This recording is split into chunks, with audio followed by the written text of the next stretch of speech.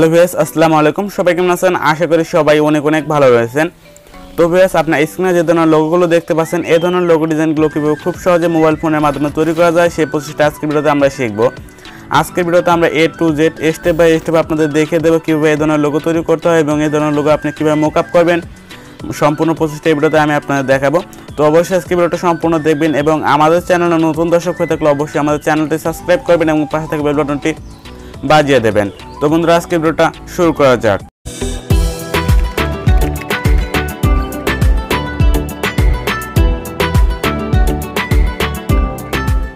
Welcome back viewers. তো আমরা logo ডিজাইনের জন্য পিক্সেলল্যাব অ্যাপ্লিকেশনটি ব্যবহার করব এবং মকআপ করার জন্য ফটোপিয়া ওয়েবসাইটটি ব্যবহার করব।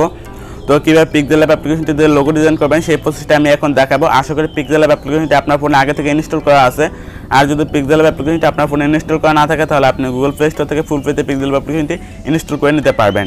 তো সর্বপ্রথম আপনি পিক্সেলল্যাব অ্যাপ্লিকেশনটি ওপেন করবেন। তো এখন আমি পিক্সেলল্যাব অ্যাপ্লিকেশনটি ওপেন করলাম।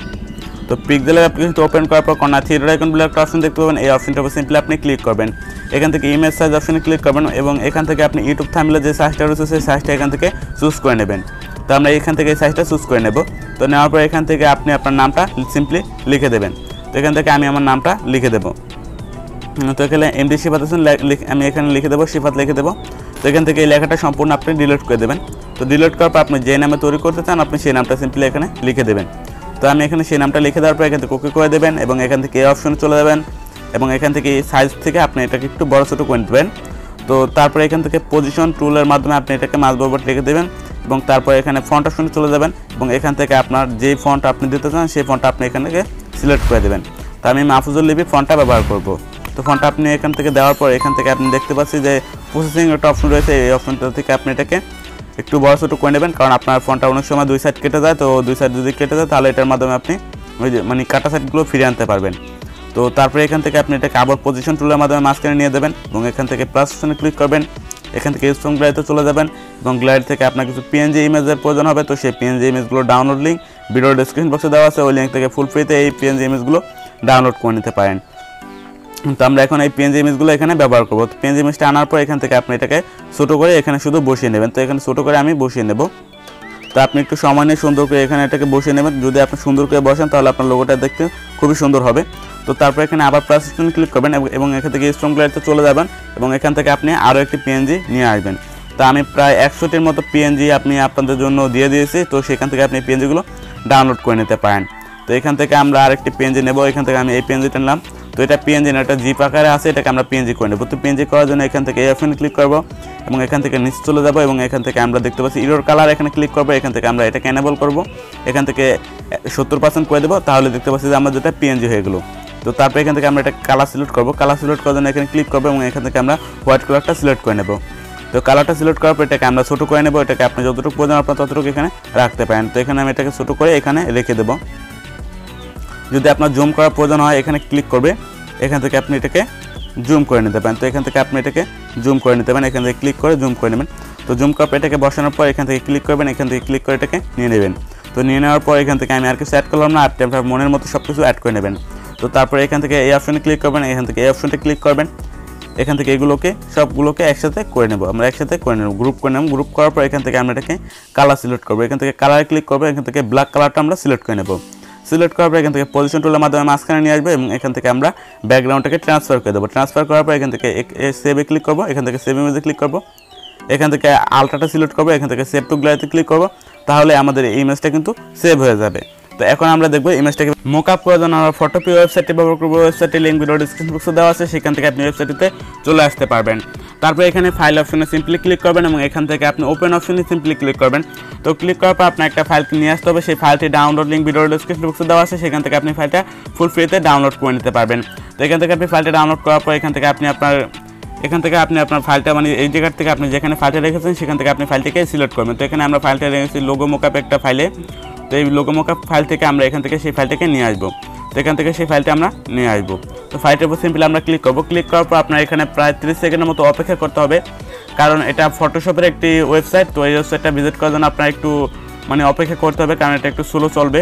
তো আমরা একটু অপেক্ষা করি। তো এখানে দেখতে পাচ্ছি আমাদের মাঝে কিন্তু লোগো মকআপটা চলে আসছে। তো তারপর আমরা এখানে কর্নারে লেয়ার অপশন দেখতে পাবো। তো লেয়ার এখান থেকে লেয়ার অপশনটা LAY দেখতে পাচ্ছেন, এই অপশনটার উপর সিম্পলি ক্লিক করবেন। এই যে LAY এটাকেই লেয়ার বলে। এই অপশনটার উপর সিম্পলি ক্লিক করে এখান থেকে আপনি একটা ছবি দেখতে পাচ্ছেন, এই ছবিটার উপর 2বার ক্লিক করবেন।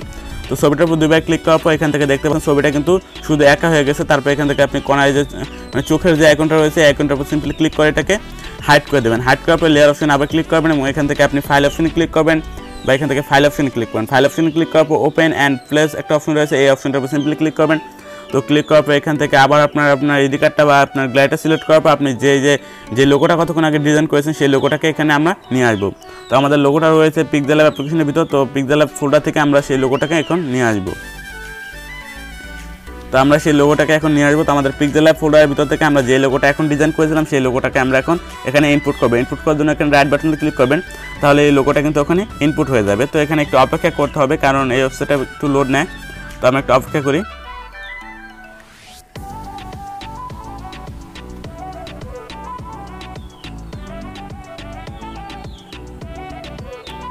তো এখানে আমাদের লোগোটা কিন্তু চলে আসে। তো লোগোটা আসার পর এখানে আবার ফাইল অপশনে ক্লিক করবেন এবং এখান থেকে সেভ এ স্মার্ট অবজেক্ট এখানে ক্লিক করবেন। এখানে ক্লিক করলে আপনার প্রায় এখানে ক্লিক করে একটু অপেক্ষা করবেন, তাহলে আপনার এটাকে স্মার্ট অবজেক্টে সেভ হয়ে যাবে।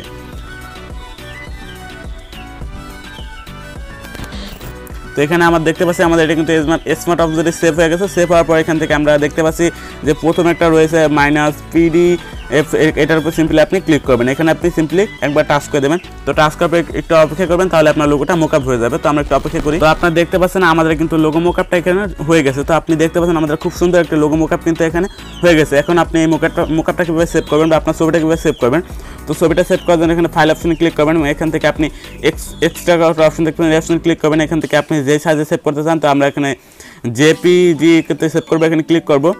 এখানে ক্লিক করার পর আপনি একটু অপেক্ষা করবেন, তারপর এখানে এটাকে সম্পূর্ণ 100% করে এখানে সেভ অপশনে ক্লিক করবেন। তো এখানে সেভ অপশনে ক্লিক করার পর এখানে আপনারা একটু অপেক্ষা করবেন, তাহলে এখান থেকে এটাকে ডাউনলোড হয়ে যাবে। তো আমরা একটু অপেক্ষা করি। তো এখানে একটা ডাউনলোড অপশন দেখতে পাচ্ছেন, এখানে ডাউনলোড অপশন ক্লিক করবেন, তাহলে এটা কিন্তু আপনার ফোনে ডাউনলোড হয়ে যাবে। তো এইভাবে আপনি লোগোটা মকআপ করতে পারেন। তো আজকের ভিডিওতে আপনার বলতে একটু সমস্যা হয় তাহলে আপনি আমাদের ফেসবুক গ্রুপে পোস্ট করতে পারেন, সেখানে আমি আপনাদের হেল্প করার চেষ্টা করব। আর পরবর্তী ভিডিও কোন বিষয়ে চান তা অবশ্যই কমেন্ট করে জানাবেন। তো বন্ধুরা আজকের ভিডিওটা কেমন লেগেছে তাও অবশ্যই কমেন্ট করে জানাবেন। দেখা হচ্ছে পরবর্তী নতুন ভিডিওতে, ততক্ষণ পর্যন্ত সবাই ভালো থাকবেন। আল্লাহ হাফেজ।